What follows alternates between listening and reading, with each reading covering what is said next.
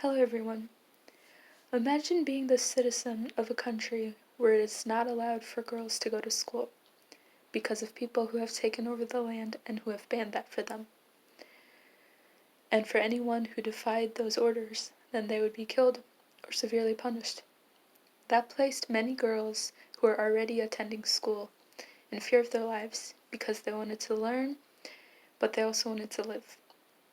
This is what Malala had to experience while living in Pakistan under Taliban rule, and she was in the group of females who were in fear of their lives. She felt that it was unfair that girls were being treated so poorly and not given the right to something as important as getting an education. Today I will familiarize you all about Malala's wonderful resilience from a lethal situation that turned her into a world icon who fights for women and children's rights.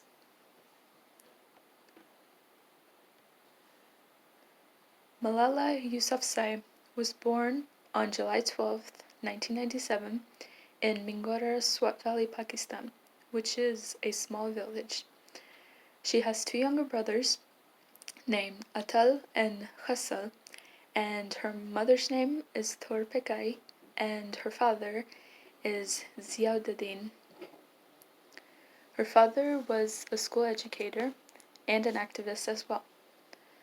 Malala was named after the 19th century Afghan folk heroine Malalai of Maiwand. Before the Taliban occupation, Swat Valley was a very, very peaceful place where they were famous for being a major tourism attraction due to the mountains, the ski resorts, and the many festivals that they would host. Before the Taliban occupation, Malala would go to school as normal, learn because she had a huge thirst for knowledge, had many friends, were very friendly with everyone, and basically had a very peaceful and wonderful life.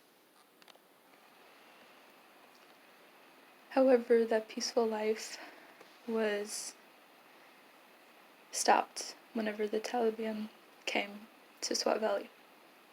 The Taliban came to Swat Valley in 2007. During their occupation, they banned many things, such as TV, music, and for women and girls to get an education and to get any job in society. And that placed many people in fear of their lives because if anybody defied those orders, then they would be tortured or killed by them. During their occupation, the Taliban destroyed more than 100 female schools. And one of the major things that they have done during the occupation was shoot Malala when she was coming home from school in a school bus.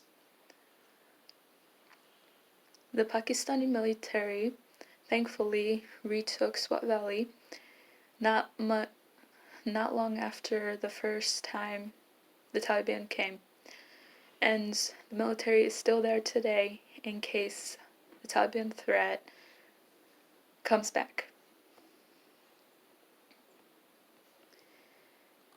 Ever since the Taliban first came to Swat Valley, up to now, Malala has been an activist for women and children's rights regarding their human rights as well as education.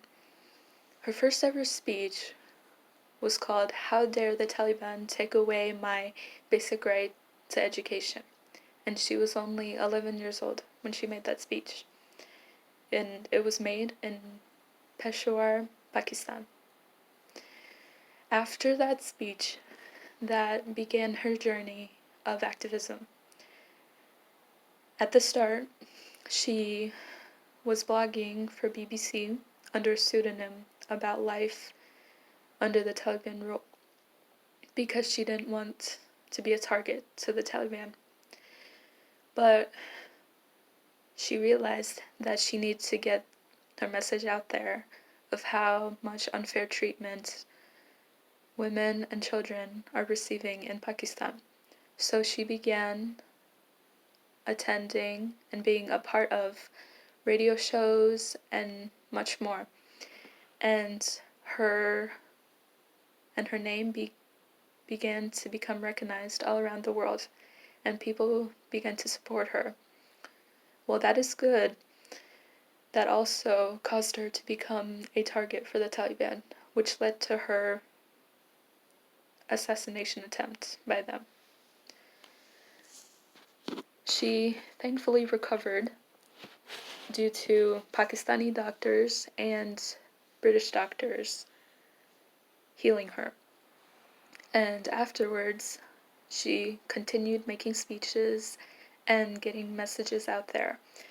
And all of her forms of activism have caused her to win the Nobel Peace Prize Award, being the youngest winner, as well as having her own documentary called Hinemi Malala, and she also published her own autobiography called I Am Malala. And she has helped open and aid many schools around the world.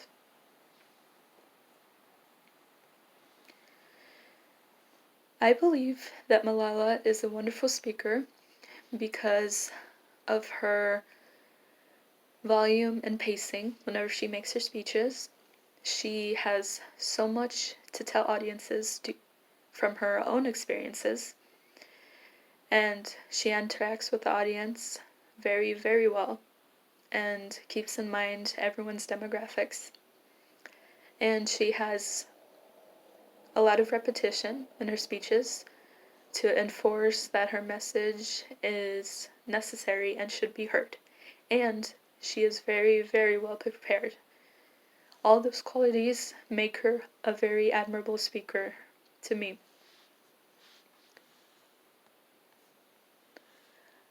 I hope after learning all of this, I hope you all found something interesting and maybe even think about speaking on topics that you are interested about and being the voice for speakers who are unable to do that themselves.